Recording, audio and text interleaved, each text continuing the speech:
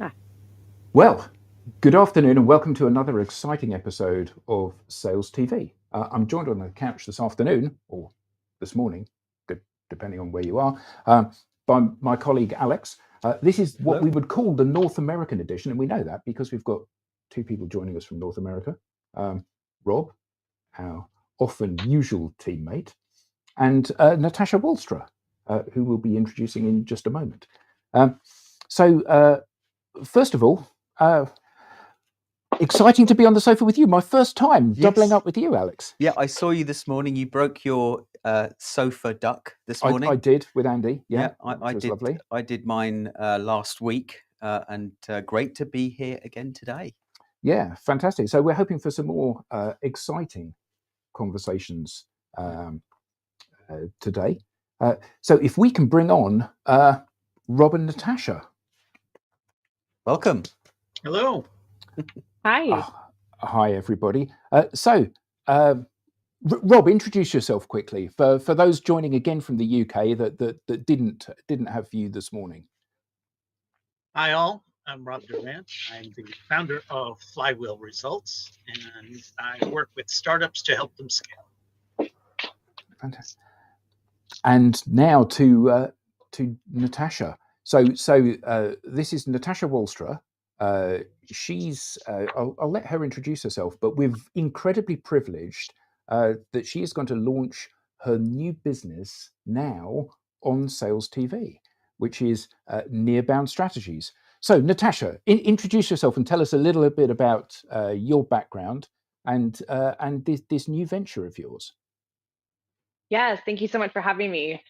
Um, so this is my official launch of NearBound Strategies, but I am also currently advisor at Heritage Brands, where I've sort of been building this concept without even realizing it, because I've been working very closely with CEOs, entrepreneurs, sales professionals to help drive business growth or affect social impact, and do so by becoming a visible leader. And the best way to do that is to exist digitally and have your sort of personal brand, your digital hub of who you are and what you represent. And that's a big part of what I do and what I will be doing more of with NearBound Strategies. What is NearBound? Yeah, so that's great. So when we discussed this, and you said NearBound, and Alex said this as well, it's one of those things where you think to yourself, "Yeah, I'm familiar with that name," and you've no idea why, and you've no idea quite why and what it's about. So for an idiot like me, describe what do you mean when you use the term NearBound? Of course, yeah. So actually, it's something I heard probably about 6 months ago, and there was something about it that, again, that feeling of familiarity, I like kind of clung on to it for whatever reason, and I figured it out months later as to why. But if you think about inbound being marketing and outbound being sales, the future of sales and marketing is nearbound, which is your network, referrals, word of mouth, it's your relationships. And so it's stuff we've all been doing. You guys know extremely well on the social selling side of things. It's just another term that, again, sounds a little bit more familiar, maybe, but it's a way to really leverage your network and your relationships to drive business growth.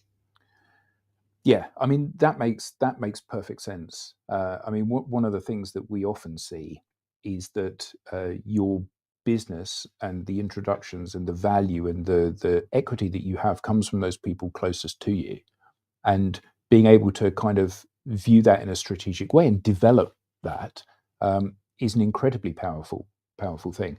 But you said about digital kind of presence and footprint being a really important thing.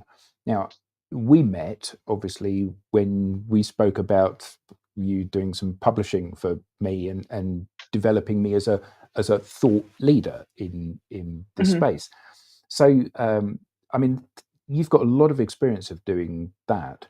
So how important is that in the modern world, being perceived as somebody that knows what they're talking about, and what are the different pillars that people need to get in place to maximize the benefit of that? Yeah, so it is funny, speaking originally back around book publishing, and while I was in that world, I totally became obsessed almost with the thought of becoming a published author to drive thought leadership and help with your business goals.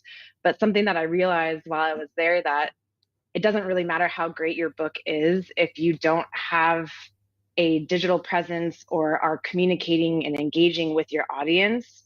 No one will ever know about the book. It's not like if you build it, they will come. You have to be doing things in real time and look at a holistic approach to building and platforming your thought leadership. And so that was actually part of why I left the publishing world, because I felt almost this like moral issue of, I'm trying to sell you something that really it can have such a huge effect. But if you don't exist in the digital world, you're a total ghost, no one's going to ever hear about it. And actually quite the opposite, you're going to lose credibility, because who doesn't have some sort of social presence on the internet, right? Yeah. I kind of think that's great for an entrepreneur or solopreneur. You've got this kind of freedom to develop your personal brand, your professional brand, and without real limitation, bring as many of your extended network closer to the center of your network. But what about those businesses or those teams that, certainly if I think about senior sales leadership, they're creating a model, a territory, and they're carving that territory up into lots of little bits. And they're putting salespeople in those territories. It's so difficult for that individual then to lean on perhaps their NearBound strategy, to lean on their, the closest people in their network, because they're given a territory that perhaps they didn't choose or wouldn't have chosen themselves. Do you have any advice or tips for sales leaders that are thinking about territory creation in that sense? Is that an area that you kind of get involved in? Yeah, and I mean, the way that I would look at that is, having established your personal brand and your expertise in the industry you're in, number one, is going to be huge, so that when you do go to a new territory, let's say, those in your network that maybe aren't in that physical location could still recommend you or refer you. And especially if you have that foundation where you look credible, and people are going to be more willing and wanting to refer their network to you as well. So it's really, and I want to be clear too, it's not just about posting on LinkedIn or social channels. It's what happens behind the scenes as well. Those actual relationships that you're building, not just, another follower, another like. It's really about those genuine connections that then would be more inclined to actually refer them to their, colleague across the country, whatever that is. Yeah. Well, and this is where I think there's an opportunity for, sales leaders to work or have their teams work closer together to leverage their relationships from across the region, across the country, in that way, which I don't think happens that much. No, and I even find it confusing too, because so many of the decision makers are in the C-suite, and those are the ones that really do live on LinkedIn as well. And so I know so many sales professionals who aren't active whatsoever on LinkedIn, or have it established, and yes, they're using it for prospecting on Sales Navigator, let's say, but nothing actual about personal branding or showcasing their expertise. So I find it weird, there's this disconnect between the sales professionals not posting and connecting with the C-suite, who are the decision makers and the ones probably, roadblocking their sales cycle. Yeah. Now I think it's really interesting that your raison d'etre over the last year or two has been kind of creating rock stars. Now at the moment you're looking at and working with female founders, aren't you? And kind of elevating them and giving them the support that they need to be the thought leaders that they deserve to be. And I think that is great, because you're leading by example. I mean, I noticed on your LinkedIn profile the other day that you are a LinkedIn top voice for this. So clearly, I mean, you are walking the walk as well as talking the talk. So are you finding that when you're working with female founders, they struggle in a way that men don't, because they lack the confidence, because of the matriarchy and things, glass ceilings and all of this, or does that make them more robust and able to embrace this and go, yeah, I can do this? Yeah, that's an interesting question, and that's an area I'm so excited to be working more with female founders, because I've been through it myself too, and I still, to be honest, I'm struggling with a lot of this, and imposter syndrome. It's quite clear, but it's one of those things that I've been realizing is that we've been told not to show off, take care of other people first, make sure um, we're putting others first a lot of the time. And so a lot of what I'm hearing and what I'm working with my clients on, it's not just around the training and accountability side of things, but it is that mindset and the imposter syndrome, those fears. It's not about me, it's about the product. I don't want to come off like I'm showing off. And so those are the things that I'm just helping them work through it, because it's not showing off, it's your experience and your expertise that you're proud of, and you can share it with your audience and your future clients, and it just helps accelerate your business goals so much more. And so once we kind of talk through it, a lot of my conversations tend to almost feel like therapy in some ways, because I'm going to help push through that and understand what is that roadblock specifically. And most likely I probably felt it too. And, I didn't intentionally build my personal brand knowingly. I started it out of fear, actually, because I landed a job in tech sales as an SDR. It was one of those, 100 dials a day, cold calling, absolutely soul crushing. And I was having nightmares every day. So, but I'm also really competitive. So I had to find a way to hit my numbers. And that's actually how I discovered LinkedIn. So it wasn't like I was going out there to build my personal brand. I was trying to hit my numbers. It was kind of almost out of desperation, but it felt like a more authentic, natural way of doing it. So I'm a salesperson, or I'm a founder, or I'm just about to found my business, and I buy this whole that I need to be seen as the go-to person. I absolutely buy that, particularly as a founder. I have to be seen, but I'm starting from ground zero.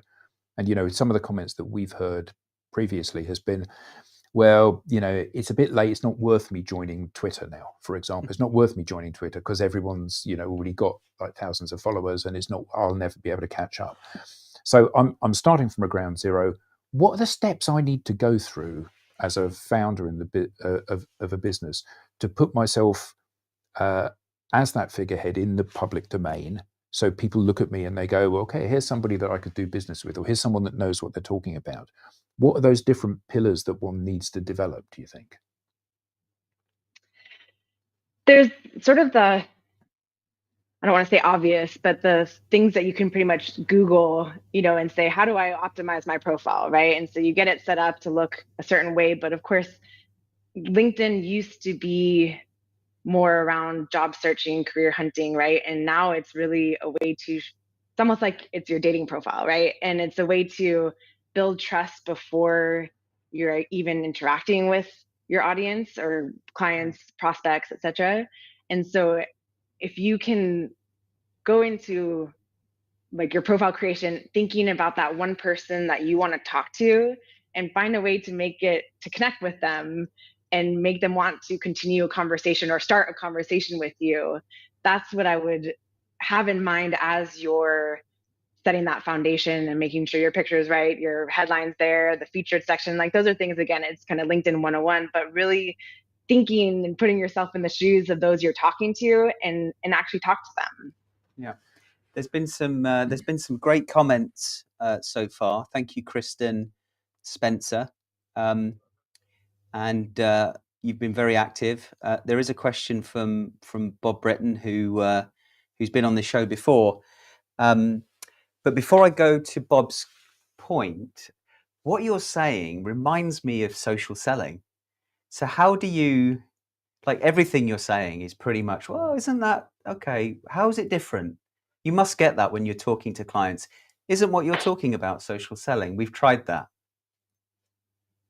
So social selling is part of NearBound, I would Okay. say. Like the whole NearBound strategy includes like all of the networking, the social selling, like that is part of it, but you can't really do social selling if you don't have if you don't exist on your digital platforms, right? Yeah. And so what my focus is right now is really on making sure that you appear as credible as you actually are.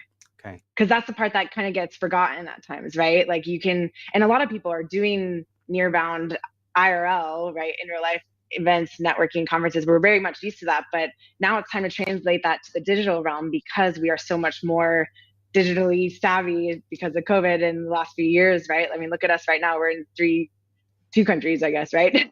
Yeah. I'm actually keynote speaking at a LinkedIn local in New Zealand tonight or at 2:30 this morning. So, I mean, it's quite wild, but that's part of it, right? That's all NearBounding. Yeah, and it's a great segue into Bob Britton's point, which we've kind of touched on earlier. Bob says, why is geography still a limiting factor? There's no reason to sell territorially in the digital world. In fact, it limits both the company and the seller's productivity. Rob, have you got any thoughts on that? Let's bring Rob into the conversation. Any thoughts on why we sell by territory? Yeah, so Bob's saying, why is geography still a limiting factor? Go ahead. Because that's the way we've always done it. And nobody's given us permission to do anything else. Yeah. If you are waiting for permission, if you are waiting for somebody to approve, keep waiting. We're at the age now where it's time to do. It's time to take action and then ask for, seek forgiveness rather than asking for permission. The digital age is happening so quickly. Be smart, be respectful, be conscientious of how you're putting yourself out there and how you're representing your brand, but just do these things. Yeah. Try it and fail. Failing is okay. And we've got another question here from Jeff Matlow. What are good/bad methods to transition from social credibility to social selling? You want to have a go with that, Natasha? Yeah. That's a really good question. I think when I'm not really sure there is that transition, because when you're being credible, you don't actually really sell. You're solving people's problems, right? And then people are going to want to work with you. They may not even realize that you sold or pitched them, right? You're actually just solving their problem. And so I don't think it's almost like that line doesn't exist. Yeah, Rob? Yeah. I mean, I think that the whole word or the expression social selling is a bit distasteful, because actually if you're doing it right, you're not selling, you're laying something out and people are buying from you. But I thought it was really interesting that you said, Natasha, about that's like LinkedIn 101. And that obviously people go to the digital footprint and look at you and check you out on these social platforms before they make a decision and they decide they want to have a conversation with you. And one of the things that keeps being repeated to me is that this is blindingly obvious. Everybody knows this, and yet so few people are able to connect their own behavior with the behavior of the people that they think are going to be their clients. So clearly, before I buy from you, I'm going to go and check you out on LinkedIn. I'm going to see the sort of things you publish. I'm going to see what people say about you. I'm going to see the comments that you leave and decide whether or not I want to work with you. But when I'm selling, I just send them an email because, I've told them my product's the best product and clearly they're going to buy. And actually there is this massive disconnect, isn't there, between how people themselves behave and how they expect others to behave. So when you're working with founders and helping them to become thought leaders, is this something that you see where they're failing to connect the dots that seem so obvious to you because you're living the dream, but for them it's just like, oh yeah, I'd not thought of that. Yeah, well, that's actually why the program I've created isn't just around the 101 basics or even the training and best practices. It's around accountability. I have weekly huddles with my clients to make sure they're actually doing what we say they're going to do. Yeah, and so when we are working with organizations, typically the go-to excuse, and there are always excuses. The go-to excuse is, I was really busy, I didn't have time. And so what are you seeing as some of the levers that you need to pull to make sure that people do these things? Because, you know, knowing it is one thing, doing it is something entirely different, and doing it repeatedly, week after week, month after month, is a different thing again. I drive it back to how it's going to help them make more money. If they spend, and it's an ask of mine, I do say, you know, I'm not asking you to spend hours and hours on LinkedIn by any means, but if you commit to 30 minutes a day, and again, this isn't just about posting, it's about connections, it's about DMs, it's about comments, they're going to start seeing results very quickly. And so, you know, I use in real time, I'm a case study for this. The last, I don't know how many deals I've closed came from some sort of activity I did on LinkedIn. I can point to each of the activities too. And again, it wasn't always a post. It was a comment on Twitter I made that led to a coffee that led to me working out with a state senator, right? Like things like that are just so enticing. I can tell these stories and point to them and say, let's do it for you now. And it'll make money for you or help you get to your goals, whatever that is. And so driving it back to ROI is typically how I have to look at this. and then they're more inclined. So we've got another question here from well, it's more a statement. I'd love to get your view on, Natasha. Bob says the AIDA model still applies when building your digital brand. Grab their attention, that's the A, get them interested, have them make a decision, and get them to take action. I'm not sure I fully agree, but what are your thoughts on that comment from Bob? So I think a lot of times what I'm seeing, and I'm not sure if I totally have this right, but you know, people expect things to just happen once they see these comments or posts, or you know, once you build your personal brand and you start to do these type of networking, that people are just still going to just come to you. It doesn't work that way. There still has to be conversation. There still has to be you know, some back and forth and follow up and all the standard things. But I think, you know, there is a balance there, I'd say. Yeah, I think, you know, for me, the balance is the difference between that traditional selling. So I want to force them to take the next step. I want to get them to take the next step versus actually, I'm going to demonstrate that I am a trusted advisor. I'm genuine and authentic, and I'm going to encourage my target audience to walk towards me without them feeling like they're forced to go anywhere. Do you agree? Yeah, I do. Yeah, I mean, I think that one of the things that is, I think, interesting about the modern sales environment is that lots of people still hope that there is a secret key to unlock huge volumes of inbound and people knocking on the door to buy stuff. And you know, organizations and individuals are desperate to produce something that goes viral, because, you know, it'll be seen by 1 million people and then the phone will start ringing. Or I'm going to post a really insightful piece of content.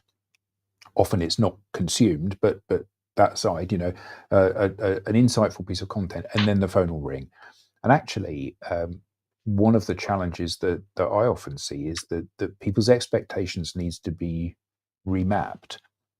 You know, there was a client that we worked with, and they posted a piece of content, and it got seen by 6.5 million people, and got 39,000 likes, and didn't generate a single piece of inbound. Wow. And because the truth of the matter is that if you're selling something complex, people are not going to do your sales job for you.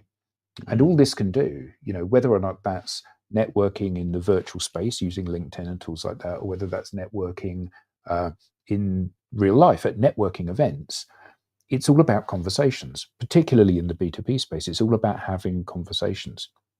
So I guess the question to you, Natasha, is how have you found getting this message embedded with people? Because all of us hope that there's going to be a magic on switch. You know, I'm going to press the easy button and then everything will be all right. And actually, these days, that's delusional behavior, isn't it? The silver bullet. Yeah. Silver bullet, indeed. So I kind of go back to that idea of talking to that one person. And a lot of times that one person probably isn't on LinkedIn and consuming it as much as we are, who are very, active and productive on LinkedIn, let's say.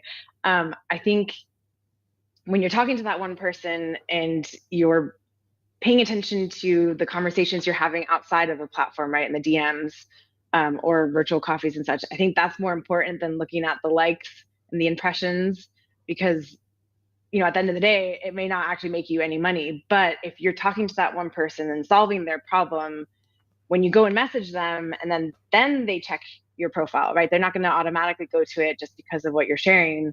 When they see on your profile in your featured section that you're solving their problem, then they're going to be more inclined to actually have that conversation, and maybe this can lead to something. But if you're only focusing on the likes and the impressions and what the other top creators are doing, it's not going to help with your business goals. You all have something different, right? And so I think that's the part that's most important, is to let go of those metrics and talk to that one person. Yeah, vanity metrics or lazy metrics. Yeah. Yeah. On the topic of metrics, and I want to bring Rob in for this one. We've got another question from the audience here. This time, or again from Jeff Matlow. Thank you, Jeff. The question is, Rob, what do you think are the most important metrics in establishing social credibility? He goes on to sort of say, followers, top voice badge, comments on posts. But, those aside, what do you think are the metrics? Sales. I love the way you start with that one word answer. Yeah. And if it's not leading to commercial intent, it doesn't matter. Yeah. I want to go back to the question that was earlier. When do you transition from NearBound to social selling? Never. It's not about selling. I tell my students all the time, success in life is not about what you know. Success in life is also not about who you know. Success in life is determined by who knows what you know. NearBound is your opportunity to get to know more and more people and have them know you for what you know. There is no, hey, now that we've had a coffee, I'm going to send you a pitch a week from now or an email ad a week from now. Never. What it is now that we've had a coffee and you know what I represent and you know what I need and I know what you represent and I know what you need, I am happy facilitating introductions to people that can help you if you would do likewise for me. And it's about being that person's go-to person in their Rolodex. Everyone needs a good doctor, a good lawyer, and a reliable mechanic in their Rolodex. You want to be the person of interest in their Rolodex for what you want to be known for. That's it. Yeah. And how do you measure that success? By more and more phone calls that lead to commercial intent. It's the referrals, it's the conversations, it's all of that. It's sales. Yeah, great point. That never gets old, that saying. That is going to be known as the professor's saying. As the professor always says, yes. Natasha, would you add anything? We've just over a minute to go. Yeah, I 100% agree. And that's why it's so important to take things off of the platform and have these genuine, real connections, right? With that being said, though, a lot of times people judge a book by a cover, right? It is the truth, right? And so going onto someone's page and it at least looks like something you'd want to refer or want to have that conversation, it is important to portray your expertise that way. And so that's why I focus so much on yes, your LinkedIn profile does matter. People do read it. You do too when you look at other people. So let's look at yours and make it sound like yours is something that you're proud of, that does represent you. And that's not something that was written by ChatGPT or, or that's marketing copy and pasted jargon. Make it yours and build that trust before you have that conversation. So it all goes much faster and you make more money.